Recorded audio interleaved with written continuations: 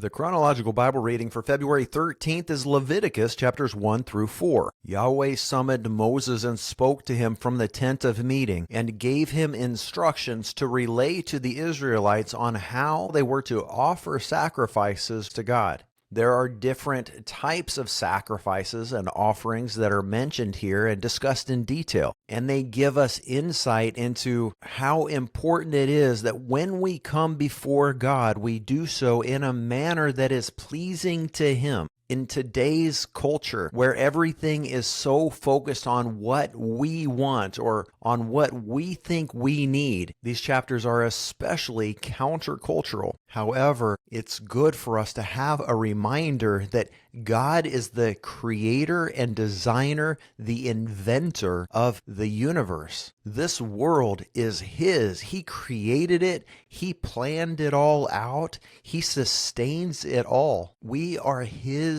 possession. And perhaps the greatest division between types of people on the earth is the separation that occurs between the people who understand that we belong to Him and He can do with us however He chooses, versus the people who think God should somehow or for some reason bow to us and give us what we want, as if we were God and He were just our servant. Notice as you read these chapters, anytime there's a sacrifice of an animal, the one who is bringing the offering places his hand on the head of the offering. And I believe that this is a physical act of transmission, transmitting our own sin to the sacrifice. The New Testament speaks of people receiving spiritual gifts through the impartation that comes through the laying on of hands. And here in the Levitical law, there's an impartation of the sin being transferred from the sinner to his or her sacrifice. And in this way, they can be forgiven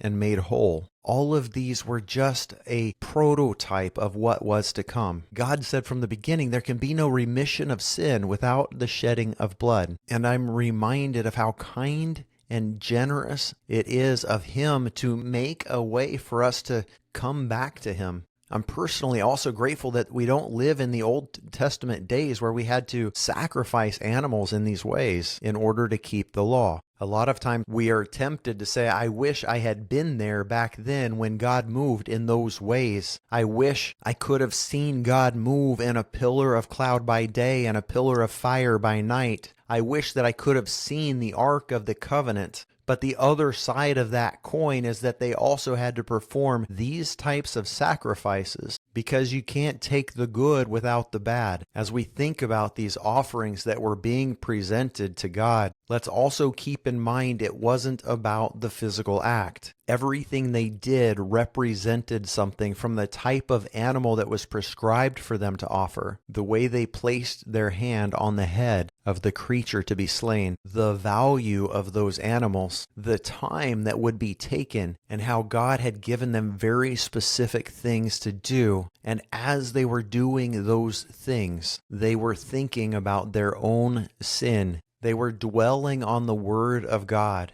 They were thinking about God's greatness and how our only real hope is to be rejoined to God, to be reconciled to Him. Don't you find it interesting also that they were told to wash the entrails and the legs of the animal for the burnt offering prior to the priests burning it? Doesn't that show us how important it is that we cleanse ourselves before we present ourselves as living sacrifices? We don't get to continue walking in sin and then present ourselves to God saying, use me for the advancement of your kingdom. We must be cleansed before we become those burning ones who He uses to fuel the advancement of His kingdom on this earth. Chapter 2, verse 1 speaks of a grain offering or a meat offering, depending on your translation. And this is referring to a voluntary gift offering. It's a tribute. It's a sacrifice of praise, but it must not include any leaven at all. We know that leaven represents sin and false teaching. Neither should it include any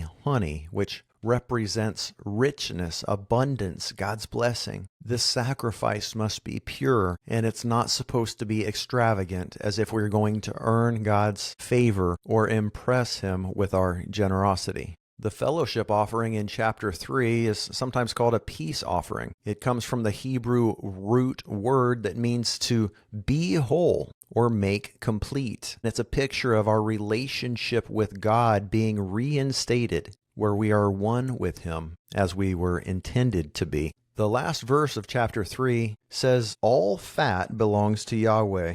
This is a permanent statute." The fat is the excess. It's whatever's left. And I see this as God saying, you live on what you have, keep what you need, but anything extra, anything above and beyond what you need to survive and thrive, give to God. What if we lived our lives that way? Not under compulsion, not going into debt to maintain obligations to religious organizations, but we took care of the needs of our household, and then whatever extra there was, we gave back to God for Him to use as He pleases, however He directs us. Now, we don't have the tabernacle or the temple like the Hebrew people did, but now we listen to God and we do with our resources what He directs us to do.